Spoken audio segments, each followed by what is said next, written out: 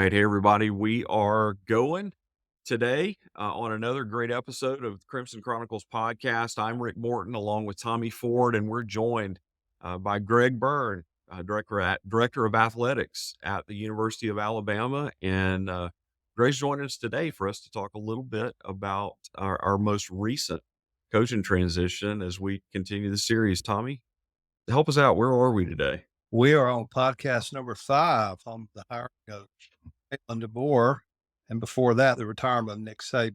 And no one knows more about either one of those than Greg Byrne, our athletic director. I was able to work with Greg for 3 or 4 years. He came in 2017 and has been AD here now 7 years.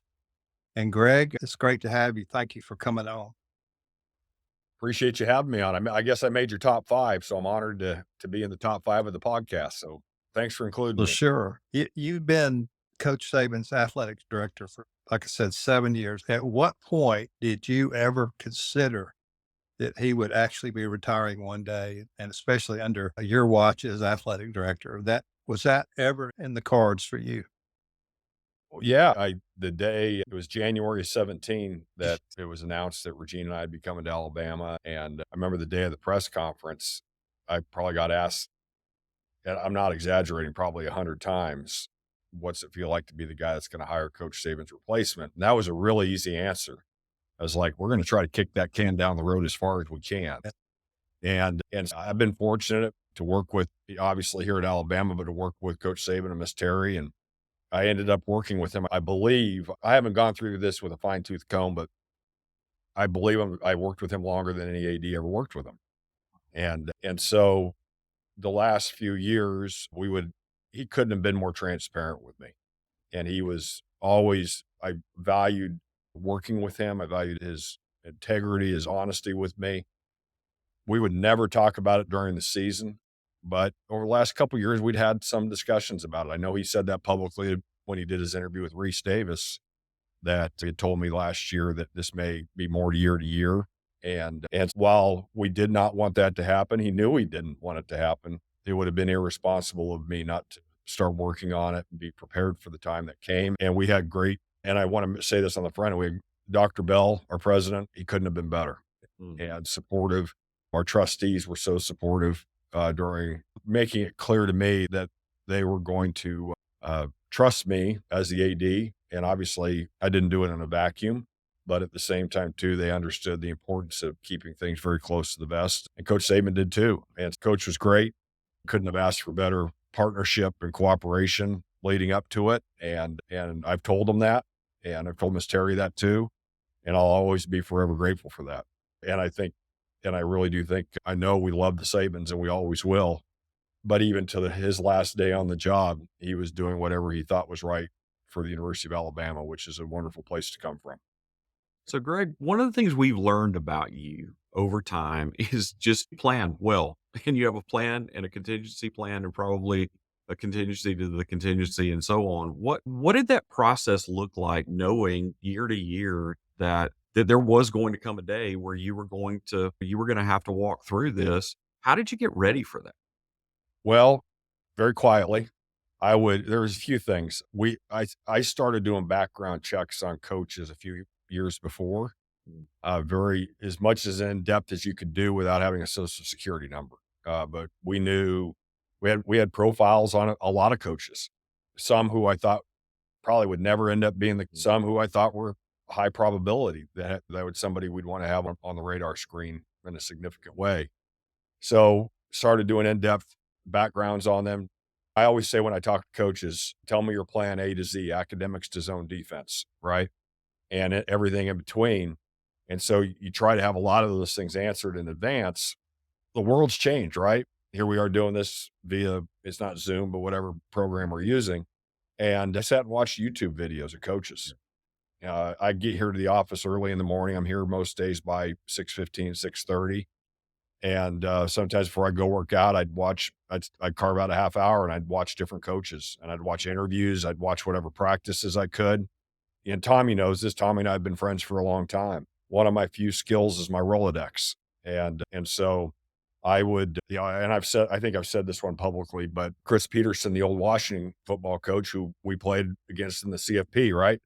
And after the 16th season in the Chick-fil-A Bowl, I've known Chris since I was 23 years old.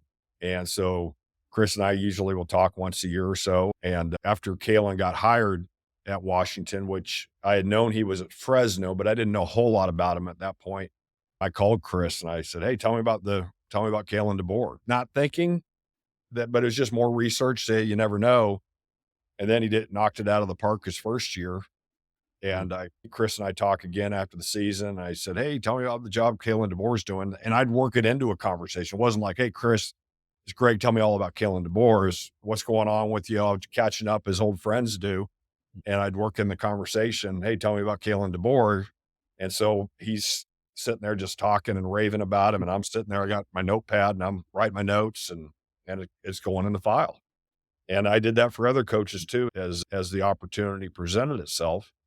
And some of which people that we potentially could be interested, I knew firsthand. Others I didn't know as well, but you had 1 degree of separation at some point. So it was just constantly doing that over time and knowing that hopefully we would never have to execute on it, but at some point we had to. And so like part of our focus, and Tommy knows this, he was part of the conversations with this, was when I don't like me's, my's, and I's. It's us, it's we, and how we say things. But when Regina and I were so fortunate to come to Alabama, one of the things I asked a lot of people with gray hair, as I said, "What was it like when Coach Bryant retired?" And Tommy and I talked about it at one point, and I did with a lot of other people. And I'd say, and so I'd listen to their description of it, but then I'd also say to them, "Hey, were we prepared when Coach Bryant retired?" And one of the common responses, maybe not as well as we should have. Yeah. Okay. And I'm not being critical when I say that, just trying to learn. And so in my little feeble brain, I was like, let's make sure we don't do that again. Let's be prepared. One is to keep Coach Saban going as long as he could and what physically wanted to, and know that we were still going at it every single day to support him in the program. And then number two, when he retired, we were sitting across from whoever we wanted to be the next football coach. I'm not saying, I know your budget's better. I know your infrastructure's better. And now in today I know your NIL program's better, but we're Alabama. We are Alabama. That's a strength of ours. It will always be a strength of ours, but you can't just take that for granted and say you don't have to do any of the other things, because you do. Competition isn't slowing down. They're wanting to get after us every single day. Let's make sure we're being thoughtful and trying to be a step ahead. I got a bracelet that I wear right here that has the word anticipate, and it has self-discipline. And I fall short on those things because I'm human, right? But let's make sure we're keeping those things on the forefront of our mind as we're making decisions and trying to be prepared to what's ahead. And our industry is as fluid as it's ever been right now because of litigation and everything we're dealing with. And so we tried to make sure we were thoughtful, and we had a plan in place. We had a document. Basically, it wasn't minute by minute, but it was close to it from the second that Coach retired. And I shared that with him, and he was great. He couldn't have been better. I can't stress that enough. Greg, at what point did you sense that Coach Saban might be hanging it up? We didn't know for sure. He said this to Reese publicly. He said he made the final decision about 5 minutes before. And I've been asked, was the communication couldn't have been better?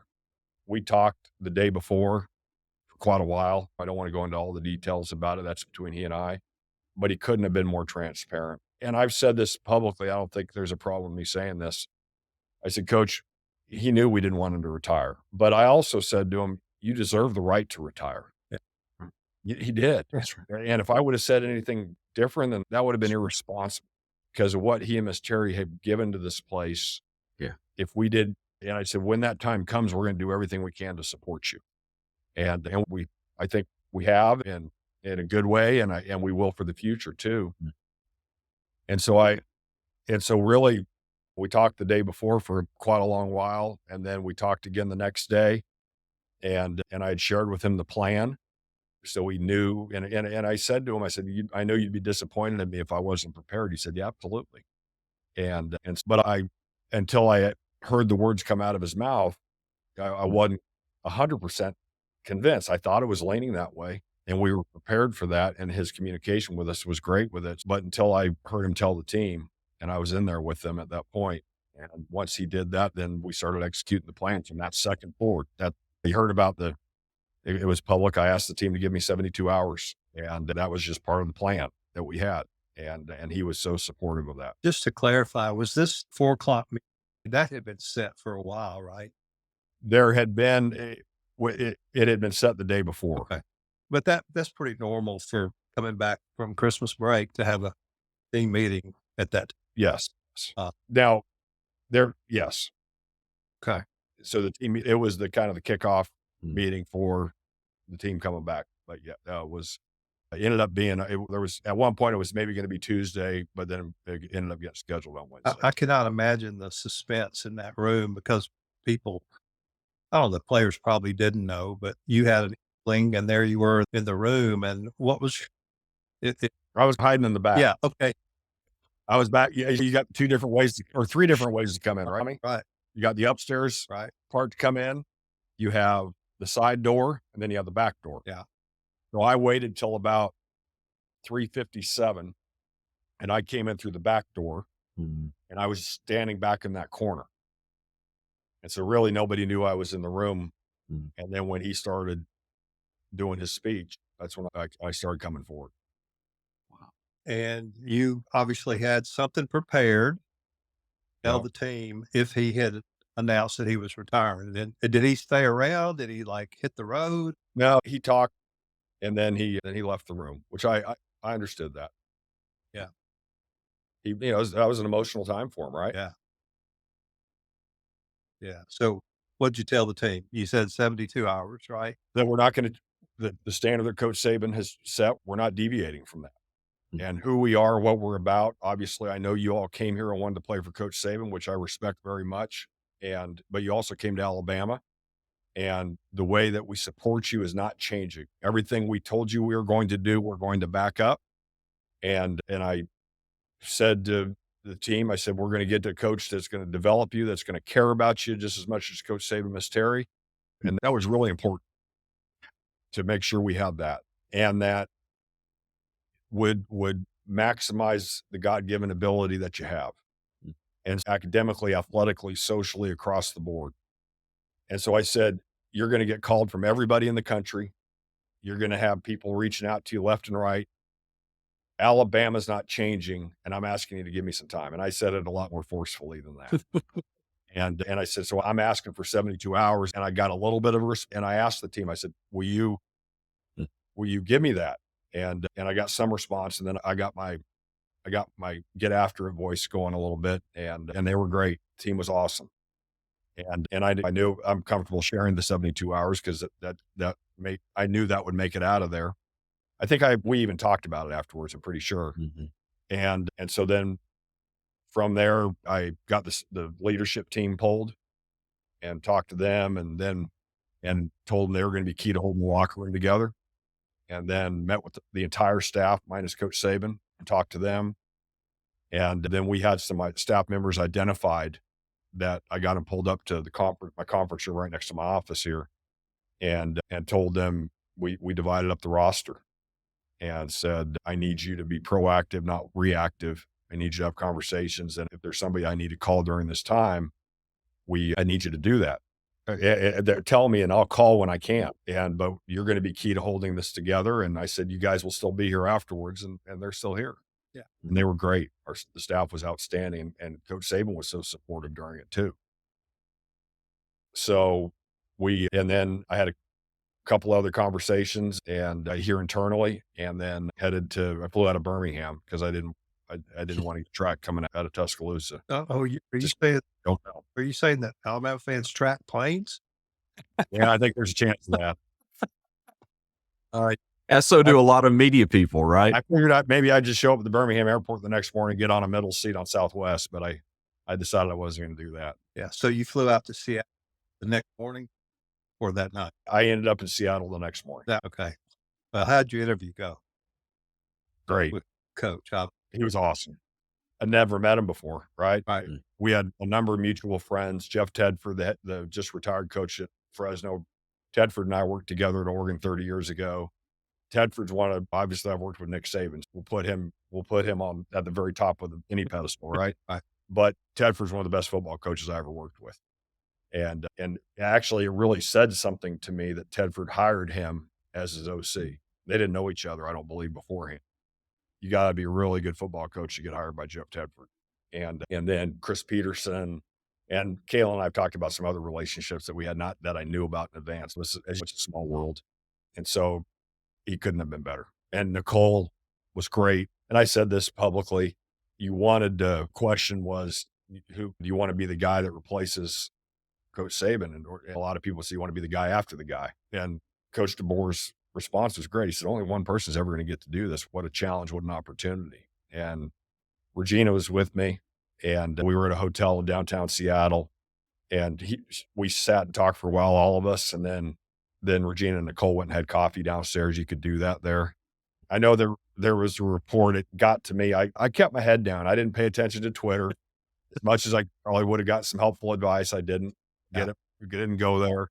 I didn't go on message boards. The way I compared it to, we were flying out there, and the way it just came to me, I said, I feel like we're in the mid. It's a hurricane, but where the eye of the hurricane is supposed to be really peaceful. My goal was to make sure we stayed at the eye of the hurricane the whole time and not get distracted. And so I communicated obviously with Dr. Bell, Mike Brock, our chair of our athletic board, for our trustees. They both were outstanding. We had great support from our trustees, and our pro tem is Scott Phelps right now. And he was very supportive, and Stan Starnes, who was a pro tem before, was extremely supportive, and others too. And they let me do my job. But the time with Kalen and Nicole, and just now we've been working together. We're just about ready to start August, right? So almost 8 months together. And he's steady Eddie. He's confident, he's comfortable. And he respects the heck out of what our program represents, Coach Saban and Miss Terry. And at the same time too, they're confident who they are. And that's the formula. Yeah. So Greg, maybe a little interesting twist on that. So there's actually a guy that I work with here at Lifeline who's on our team in South Dakota, who he and Kalen went to college together. And his first comment to me, because he was my first call. And I said, look, I know this guy. What do you think? And he said, man, you guys couldn't have done better. But his comment to me was this. He said, he's the same guy that I knew in college. He was the high character, high values. He was the one that people were taking cues from. He was the guy that people were following in college, and he wasn't going with the mainstream. He was setting culture. And he just said, look, win, lose, or draw, you're going to love the fact that Kalen DeBoer is your head football coach because of who he is as a man. And that was just really impressive to me. And even as you've talked a little bit, I think we know Coach Saban is a special man. We know and we've seen that. We've seen 17 years of it up close. We're beginning to find that out about Kalen DeBoer, that he really is something special. Talk about that a little bit, and just what you've begun to get to know about him, and maybe some of the special side of what in him as a football coach and as a man. Yeah, he's very genuine. He works really hard to know the people in the building. He's been very good on a day. He's leaving the field and I'm down there. I'm trying to just keep an eye on everything. And I watch him walk towards the tunnel, and next thing, everybody's there at the tunnel, all the kids, and they're all lined up, and everybody wants to say hi to him. And he walked down, took people's phones, and I've taken like 3 selfies in my life. And he was taking selfies with people with the phones down here, and people are up above. And he really appreciates, just like Coach Saban did, what our fan base means to this place and the impact that it has. And he's found out he probably can't go to Walgreens anymore. He found that out the hard way. But and I said this because Coach Saban would have me meet with the recruits on Saturday morning during the official visits. And I used to say, you'd want, to the parents that are there, the families are there, I said, you want your son to play for Coach Saban. And I have no qualms, and I believe very strongly in saying the same thing about Coach DeBoer, where you know that they're going to care about your son, not only as a football player, but as a student, as a person to prepare themselves for the their future. And that I got my hair cut today, so you can't see it as well. I'm getting a lot more gray hair. I haven't caught up to Tommy yet, but I'm working on it. And that's right. And I tell you, when I hire coaches, and not we, not I, but we, Mm.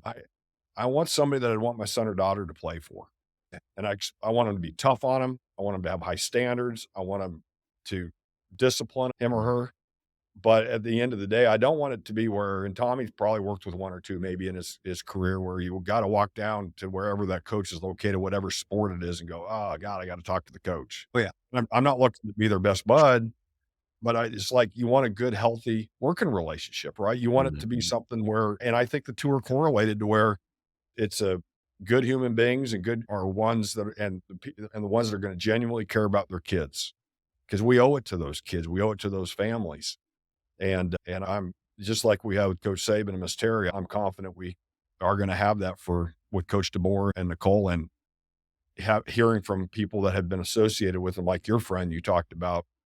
I'm pretty confident saying really like where we are with that. Greg, before we let you go, I've got one more question. I'm not sure when you offered Coach DeBoer the job, nor when he accepted it. All I know is that a tweet went out, 5:06 Central Time, Friday afternoon, with smoke coming out of the Dreamland chimney. Archibald's. Oh, excuse me, Archibald's. Yeah. Mm. Yeah. Love them all. So I'm not picking sides here. Yeah. Okay. Oh, I thought that was a brilliant move. It generated buzz like I've never seen before on social media. But how did you come up with that? And I was shocked to see you coming out to the airport to greet Coach DeBoer and the team, because I thought you would be on the plane with him coming back. So tell me about the smoke chimney from Archibald's and how that came about.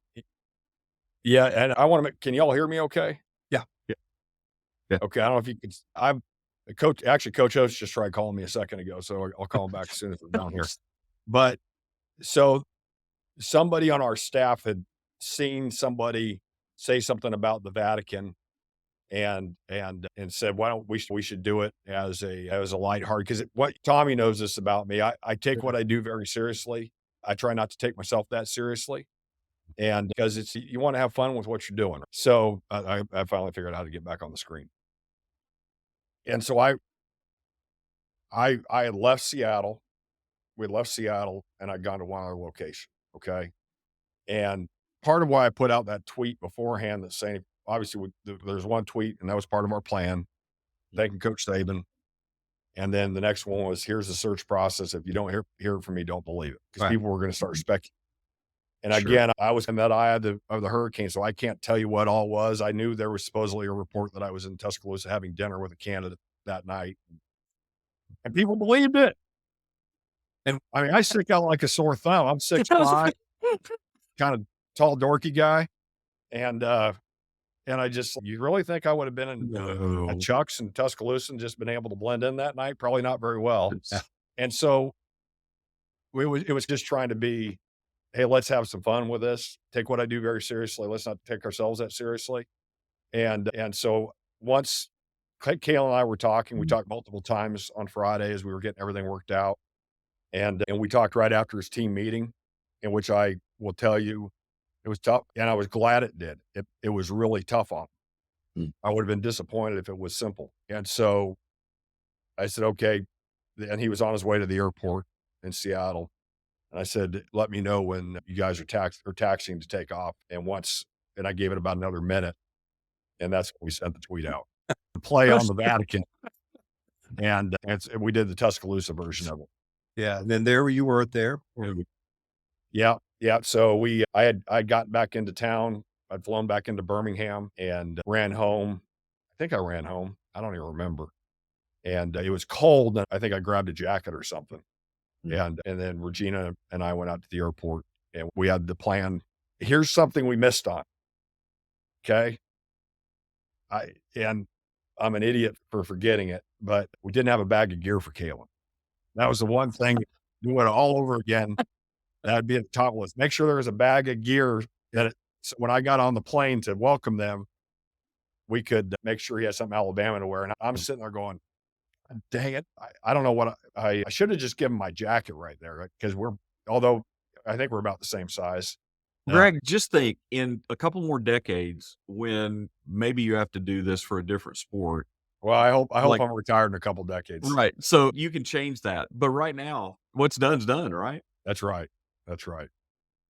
Well, man, we thank you so much for taking the time with us. This has been incredibly insightful to just hear some of your memories about the coaching change and the transition that's been made, and we're all excited to see what transpires over the course of this season and as we settle into the Kalen DeBoer era. So, Greg Byrne, thanks for being with us on the Crimson Chronicles podcast.